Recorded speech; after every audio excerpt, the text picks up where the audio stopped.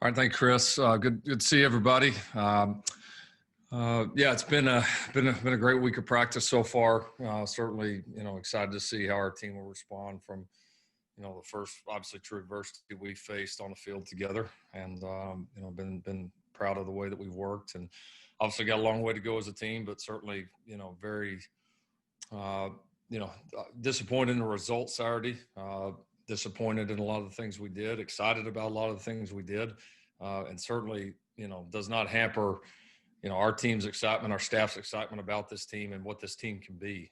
This is a long journey ahead, and we get that. So we're looking forward to getting up to Ames to play a really good Iowa State team. I've talked a lot about how much I think of Matt Campbell as a head coach, and he's got a really good staff. Those guys do a tremendous job on both sides. A lot of players back. This is a very experienced football team in a lot of key areas. And they've obviously won a lot of games together, and then we've had some fun battles with them over the years. So looking forward to this next one. And, after one like that, the thing you can't wait to do is to get back on the field and go back at it. And so Saturday at 6:30, cannot get here soon enough. Thanks, Coach. We'll get to questions. We'll begin with Ryan Aber of the Oklahoman, who will be followed by Eric Bailey. Ryan? Yeah, Lincoln, over these last 3 days, what are some of the changes that you've looked at on the defensive side of the ball, and how many of those maybe are personnel related, especially as you look at some of those young guys and maybe giving some of them a bigger opportunity? I think that's ongoing for us. I think that's something that, whether you win by 50 or lose by 50 or anywhere in between, I think we're always doing that. This year has added new wrinkles in that with the COVID and the rosters changing. You're, I think, constantly trying to get more and more guys ready to play. I think everybody's doing that. And so I think that part has certainly been different. And then I think also not just who's available on game day, but also, who's been available to practice. Who are the guys that have missed, 14 or 25 days or 28 days because of this deal that maybe normally would not have, that are really like a month behind, not to mention not having spring ball for those guys that would have been there. So we just got so many guys at so many different levels of it. But when we look at it, I think the mistakes that we made on all the sides are correctable. They're, things that we have to do better from a coaching perspective, and certainly things that our players have to do better too. But it's not, when we go back and look at it, it's not like you say this one thing cost us or this one side of the ball was so bad. I mean, both sides really played some really quality ball. I mean, really did. And then both sides made some just, really, horrendous mistakes that ended up giving Kansas State life. And so you learn from them. This is game 3, and we'll be ready to take some steps, and I would expect we'll play much better. Appreciate it, Lincoln. Mm-hmm. Eric Bailey with the Tulsa World, and then Joe Bettner. Hey, Lincoln, after film study, how would you say that the offensive line played in Saturday's game? What was the best part about that way they played, and where do you see needs for improvement? I thought we fit the run game much better than we did in the first game against Missouri State. So I thought that was a big key. I thought several of the guys individually played quite a bit better than what they did. I think we, as far as the negative, I think the penalties, and a couple of times we got out of the pocket and put our guys in tough positions, but we had a couple of just, I think, unnecessary holding penalties that all seemed to be on pretty big plays, especially that, Spencer's long scramble there at the end. And then a couple of times we got beat in one-on-one pass pro there in the last couple of drives where we absolutely expect to be better. So I thought improved. It was good to play, a couple of other guys that I think are going to be contributors for us as this year goes on. And I think we've got more competition in that room. So, us, we got a pretty high expectation of that group. So they were good, but we need them to be better. Thanks, Lincoln. Joe Bettner with the Norman Transcript, and then Jason Kersey. Lincoln, now that you have some separation from it, what have your conversations been like with Spencer Rattler just after the performance he had? Not that the stats were too bad, but just the interceptions and just kind of the adversity he faced late in the game. What have your conversations been like with him, and how has he responded to that in practice? Yeah, I mean, I'm never one to go too in depth about my one-on-one conversations with players, but this is just the natural evolution of a quarterback. I mean, this is what happens. I mean, 85, 90% of what Spencer did was either really good or fabulous on Saturday. But a couple of mistakes, were really, really cost us, our offense, our team. And so he's got to learn from those, learn from the entire situation. It's a tremendous opportunity for him to grow and gain some experience and make him more ready as we continue to go on down the year. But, I'm really excited about a lot of the things he's doing, and I know the things that need to get better, we together will both get cleaned up. Jason Kersey with The Athletic, and then Kerry Murdoch. Yeah. Hey, Lincoln. Last year, the defense seemed to really improve in terms of giving up those big chunk plays. Are you at all, but after some of those on Saturday, are you at all concerned about that stuff lingering or carrying over, snowballing, whatever you want to call it, into future games? No, I have confidence in our guys. I do. I don't. I mean, the things that I saw that happened in that game are easily correctable. And like you said, that's something that we've really, done a good job of limiting. Our scheme is our coaches do a good job of making it pretty simple to understand, although it can look complex. And that's, I think most great schemes have that in common. And so, we had a couple of mental errors, and listen, there's times that you have mental errors that the guy doesn't get there, and we busted coverage, and, the quarterback doesn't see it, or the protection's not there to get to it, or whatever. So, but it obviously is more glaring on the outside when you get exposed. So it's certainly not like we haven't been mistake free. We've made some mistakes. Kansas State in the second half did a good job of making us pay. We didn't make, honestly, that many, but the ones we made were big ones, and they made us pay for it. I mean, it was just they were in the right place at the right time. So we got to be better. You can't, and especially it's going to be important in this next stretch because we're playing. I mean, I was thinking about the other night. I think maybe us and I don't know.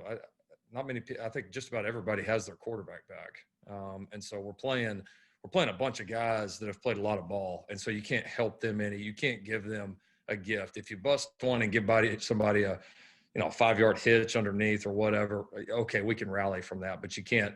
We gave them just 2 or 3 absolute gifts, the other day when they could not get anything going, and those are the ones you just, good defenses don't do that. I mean, that's just is what it is. So, we have to be better, but very correctable and confident that our guys will get that done. Thanks, Lincoln. Kerry Murdoch with Sooner Scoop and WWLS. Cliff Brunt. Hey, Lincoln, I know, every year a team has to overcome kind of losses of key players. And I'm just kind of curious. I mean, you're kind of talking about this, but how much – I know you'd rather struggle and come away with a win, but how much does struggling in that game Saturday kind of make it hit closer to home to your players that, some guys are gone and it's really on our shoulders to kind of step up now and carry that mantle that those guys and hold us to that standard that we're used to. Yeah, no, it's a fair point. I mean, it's a loss, especially a loss, any loss does, but a loss like that, where you really gave away a golden opportunity to win the game. It does hit you different.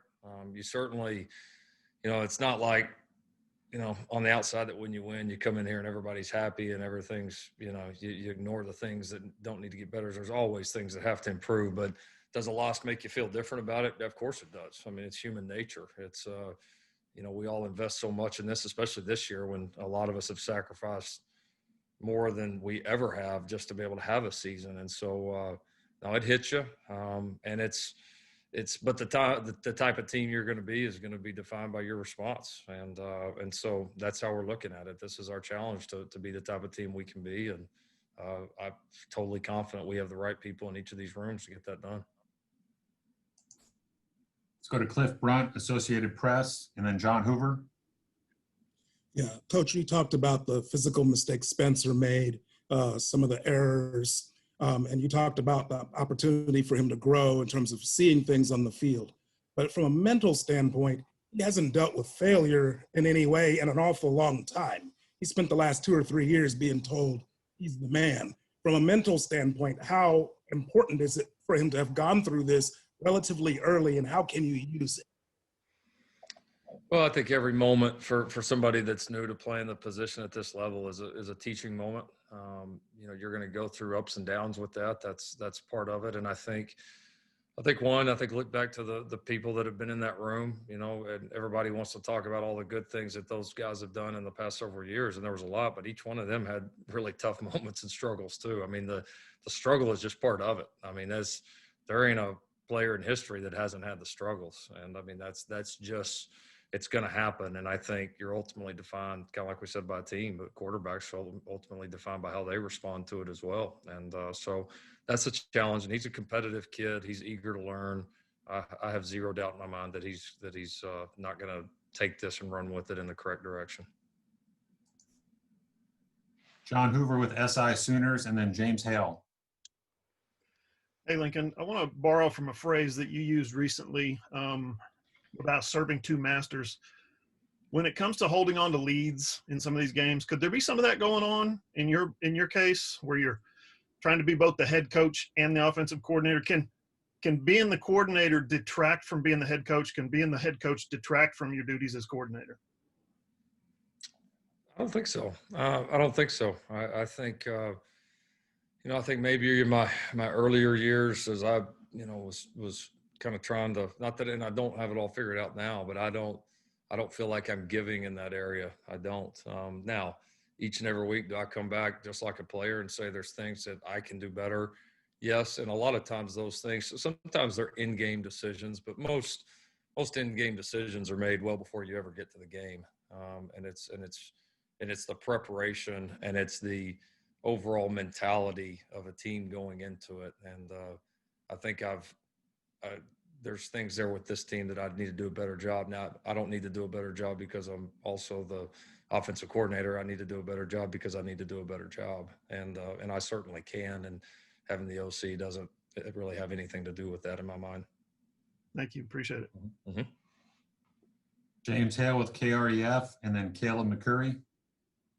Lincoln, Iowa State played a lot better against TCU than they did in the season opener. I was wondering what you saw there. And defensively, they're unique. They have a great pass rusher. It looks like on the outside, then they play almost 8 deep. They're dropping guys all the time. I'm curious what you see from them defensively and how difficult is that to go against? Yeah, they've done a great job defensively in this league for a long time. They've got a really gifted defensive coordinator, does a great job. They've done a great job of depth into to the talent that they have, and they've played in this 3-man front with a lot of different drop 8 schemes for a long time and been, really, I think the standard in the country for teams that have done that. So, a lot of what you see in the Big 12, you're starting to see it leaking into other conferences now. I've even started to see it a little bit more at the pro level. I think stems from some of the things these guys are doing. So no, they do a tremendous job. No surprise that that they would come back and respond and play a lot better after the loss that they had. I mean, with the staff and experienced quarterback, a lot of good players, returning players. I mean, no surprise. So no, it's a fun challenge playing them. They do a tremendous job. We have the utmost respect for them and their program. Thanks. We'll go to Caleb McCurry with OU Daily, and then Brandon Drum. Lincoln, after last year's Kansas State loss, there was a team meeting right when you guys got back to Norman, led by Jalen Hurts. For this year, for this team right now, after losses like these, who's the most vocal in team meetings? We've got quite a few guys. I think we had some really, really strong leaders on that team last year, but I think we have some very strong leaders on this team as well. So, there's the of course, our 2 captains are very vocal and aggressive and have done a tremendous job, both Creed and Pat. Ronnie Perkins, even though he hasn't been able to play, has still been I think a pretty influential member there. And we've got several others that have certainly not been afraid to step up and chime in. So that's what you want. You don't want one guy, you want that kind of that leadership group and several guys that are echoing the message and carrying the message. And I've certainly seen that from this team so far. Thanks. Mm-hmm. Brandon Drum with OU Insider, and then Garen Emig. Hey, Lincoln, you talked about the not being able to give up those big plays. Obviously, 5 of the plays were 60% of what K-State got offensively. Can as a defense, you just talked about the leaders. What can they do to kind of keep that from avalanching, piece by piece, play by play, with those young guys that haven't really been through any of this stuff before? Yeah, I think the first thing is understanding that that giving up one play here or there is not the end of the world. And sometimes when you're playing so well and your expectations are so high, like we were playing defensively, all of a sudden, one or two happen and frustration starts to boil or panic starts to boil. And the key is you got to keep doing what you were doing and continue to stay the course. And we've got to do a better job of that. And then the other thing is, I would say at the secondary level in particular is, our guys have got to eliminate when something gets loose.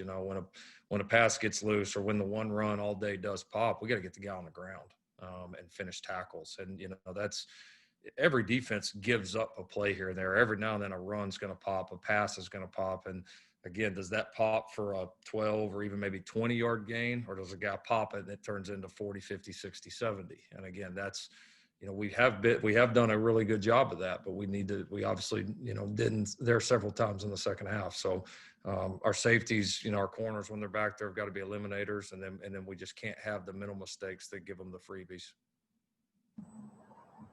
Gary Neiman with Tulsa World, and then Barry Trammell. Lincoln, you took great comfort in the last 5 years with your three quarterbacks, knowing that when adversity struck, they had the experience and the savvy to handle it, and they proved that they did that, over and over again. With such a pup in Spencer, do you feel a need to step in and be more active in regard to getting him through his first moments of adversity, whether it's in games or over the course of a season, or does that have to be inherent regardless for a guy? I don't think it's inherent. I think it I do think it's a learned skill. I think it's two things, but I think it's a learned skill. And then I do think it does come down to your natural confidence and belief in yourself. And I believe that I know he has that. And honestly, I haven't spent any more time with him than I would have had we won the game. I mean, there's so many coachable and teachable moments. I mean, listen, we make one more play in that game, we're all sitting here, we're not having this conversation right now, but the issues are still there. I mean, the game could have turned out exactly like, except they missed the 50-yard field goal, and then we drive down and score, and everybody wins, and everybody's happy. But the issues were still going to be there. And so there's still going to be the coachable, teachable moments. It has a little different emotion in it right now because of the disappointment, but it doesn't mean there's not still those moments. So it's every snap, everything that happens is such a way for him to grow, our room to grow, our trust to grow, and we got to take advantage of that, win or lose. Thank you. Mm-hmm. Barry Trammell with the Oklahoman, and then Dean Blevins. Yeah, Lincoln, you've won 5 straight Big 12s, but in recent years, it's not like you've been killing everybody. You've won a bunch of close games. Is that an attribute in your program? Is that just fortune? Is it a case of if you play enough close games, you're going to lose some of them? How do you rationalize, or how do you look at all these close games you've been playing the last couple of years? Yeah, no, we've won a lot of close games, and a lot of those we've made pretty big plays to win those games in the end. So I think I think there's, you always want to, if you have opportunities to put people away, which again, I think that's always a lot easier said than done. But if you have a chance to put people away, you always obviously want to do that. And we need to do that more. There's no question about that. But yeah, I mean, probably a little bit of everything.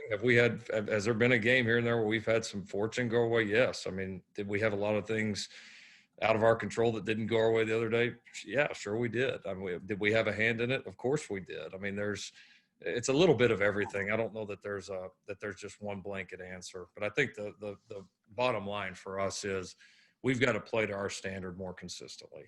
That is the absolute bottom line for us. And we, as coaches, staff, leaders, every player, every person in this program, we've got to do a better job of getting that message across to our players and then executing that for as long as we possibly can on Saturdays. And, we can do better. I mean, there's no question about that. And we will do better. Dean Blevins with KWTV, and then Bob Prisbillo. Lincoln, I had been told early last week that there was a real good chance Jalen Redmond would return from opting out, and then by the end of the week was told that it was almost a done deal. Do you expect him to return? I honestly don't have any information on that. I've heard nothing on either side of that, to be completely honest. Okay, Bob Prisbillo with Sooner Scoop, and then Keegan Renault. Yeah, Lincoln, ever since Alex Rynch has come here to talk about takeaways equal victory, I think last year we asked if that was wearing on the players. Is it wearing on Rynch too? Is it too big of an emphasis for him when there's other ways to gauge success?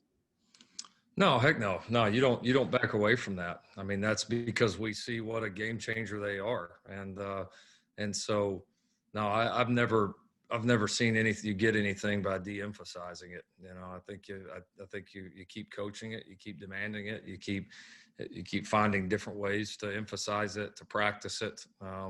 And you know, the takeaways are so contagious, man. I mean, they always are in football. And so, you know, we need to get on a run with it. I mean, there's no question. I mean, it's the equalizer. I mean, you know, like the other day, you can outplay a team all you want for as long as you want, but if you lose the turnover margin big, it's you know, it's that equalizes the whole thing in a hurry. So, and I think to be a great defense, and take that step from being good to great, you know, turnovers have to be a part of that. You know, does that mean you're going to lead the country in turnovers every single year?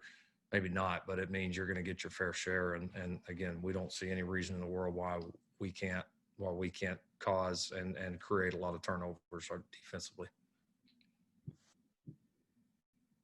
Keegan Renault with Sooners Wire, and then Joey Helmer.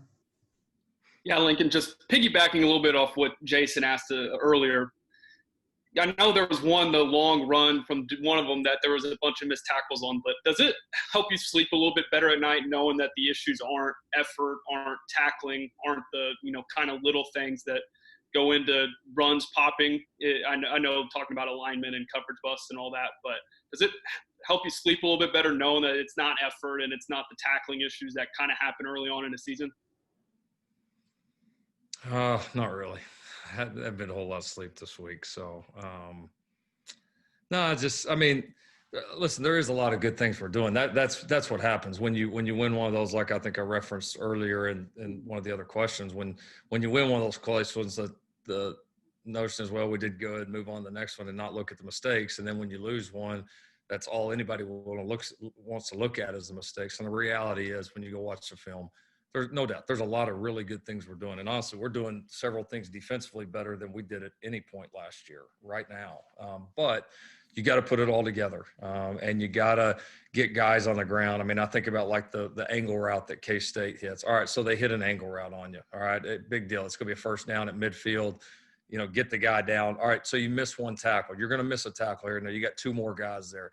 That's the critical mistake of those two guys and not getting them down that it turns into. And then you can't, like I said, you just – in this league with the experienced and good quarterback play like we have in the league right now, you just cannot give guys freebies. You have to make them earn every bit of it. And, you know, we had a couple that we gave Skylar the other day that were absolute freebies that really got them going.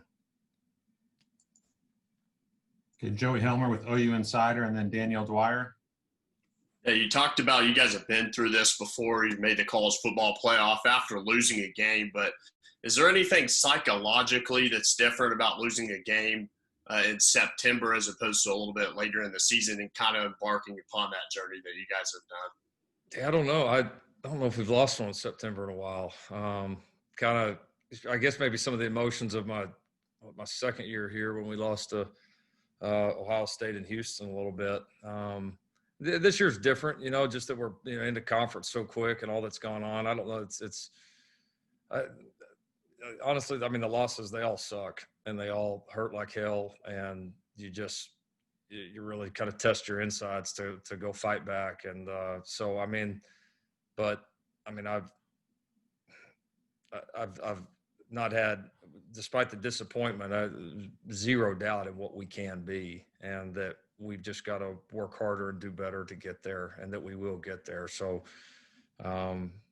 it's a great challenge. I mean, all losses are. I mean, that's one thing. That's one thing about OU, man. I mean, that's the standard here, and the standard's great. It takes you to great heights, but also when you have a down one, you can't let it beat you up. You got to be able to get back up and fight and get right back on track and play the way you should be. And that's going to be our challenge. And in that way, I don't know that it feels any different than any of the losses that we've had. We hadn't had to experience it very much, but the couple that we have had, I would say it doesn't feel that much different from. Okay, let's go to Danielle Dwyer from KOKH. Yeah, Lincoln, you opened up talking about just the respect you have for Matt Campbell and what he's done with Iowa State. They've always played you guys pretty tough, have some close games, especially last year down in Norman since he took over the helm. What do you think about maybe his coaching style or what he's been able to do, especially coming from the MAC and then taking over this program and kind of turning it around? What's led you to have so much respect for him, and can you kind of elaborate on that? Yeah, no, I mean, I just think, the way those guys play, they found kind of a system that works for them. It looks like they've got a really good culture, at least from the outside, and the guys play hard. They play physical. They've done a good job recruiting. They found some really, really good players, and then they've done some things I think that really fit the personnel. Again, kind of like I talked about defensively, they're very unique in what they do and do it very well. They're always very tough to prepare for. Offensively, very multiple, using the tight ends and the multiple shifts and motions. And then, like I said, not to mention, they've had some really good players. I mean, I can remember for two or 3 years, NFL scouts coming in there, and the scouts always ask about your guys first, but then the very next question always is, hey, is there somebody you've played that you think's really good and nobody's paying attention to? And I can't remember how many scouts that we and myself said, you need to watch that Alan Lazard guy at Iowa State. Their receiver's really good. Nobody's talking about him. I think the guy goes undrafted, and now he's lighting it up with Aaron Rodgers. So, I mean, they've found and developed some really, really good players too. So now he's done a tremendous job. Time for just a couple more. James Hale, KREF. Lincoln, bubble screens. It seems like defenses have caught up to him a little bit. Do you still feel like the bubble screen is an effective play in an offense in today's game? Oh yeah, absolutely. I mean, it's kind of right time, right place. Like any play, it requires good execution. I mean, it's when you execute them good, they look good. When you don't execute them good, it's kind of out there right in the open for everybody to see. It's not like a run play that's kind of in a mass of bodies. So it's a little bit more, when they're pretty, they're pretty. And when they're ugly, they're ugly, on display for everybody. So now some people play them, really well and make it tougher, but that's, I think it's a good part of your package. I certainly don't think they're irrelevant. Kerry Murdoch with Sooner Scoop and WWLS. Lincoln, because you brought it up, that 2016 season, I did want to ask you about that, kind of what you learned from Bob about being a head coach at Oklahoma, seeing him kind of navigate that 1-2 start that year.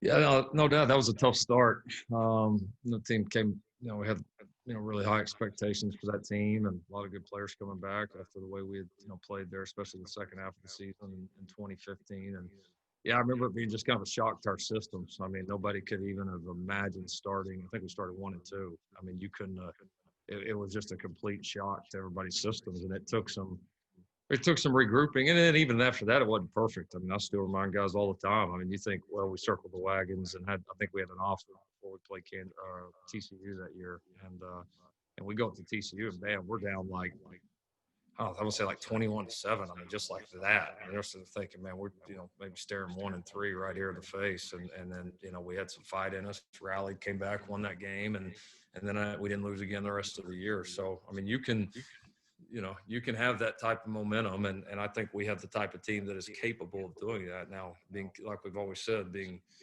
capable of doing it and doing it are two completely different things. And so we're happy we have the capability, but there's a lot of work to be done. Thanks, Lincoln. And last question, Jason Kersey from The Athletic. Yeah, Lincoln, we're obviously not seeing you behind the scenes, but both after the game and today, you seem like you're actually in a pretty good mood. And I'm just wondering if that's representative of what it's like around the program, if you guys know that you're better than that. You guys just bring that out in me. You're welcome. No, yeah, no, it's been a hard week. I mean, it is. It's these aren't ever easy. I mean, they test you. I mean, I look forward to the challenge. Each deal is a challenge in its own way. I'd rather not have this challenge, but I look forward to it. Our team looks forward to it. Our players look forward to it. It is what it is. It's our reality right now. We have to deal with it, and so no, it's not all fun and smiles. It's not fun at all. But the climb back up can be fun if we do it the right way. But we're going to have to really push and really grind, each and every one of us, to get that done. Thanks, Lincoln. Mm-hmm. All right. Thank you, Coach. That's all our time for today. Thanks, Lincoln. Thanks. Thanks for listening to the Lincoln Riley Press Conference presented by Allstate. Protecting you has no offseason. You're in good hands with Allstate. Sooner Sports Network in Learfield, IMG College. Thanks for listening to the Lincoln Riley Presser. We'll see you next Tuesday. I'm Chris Blunt.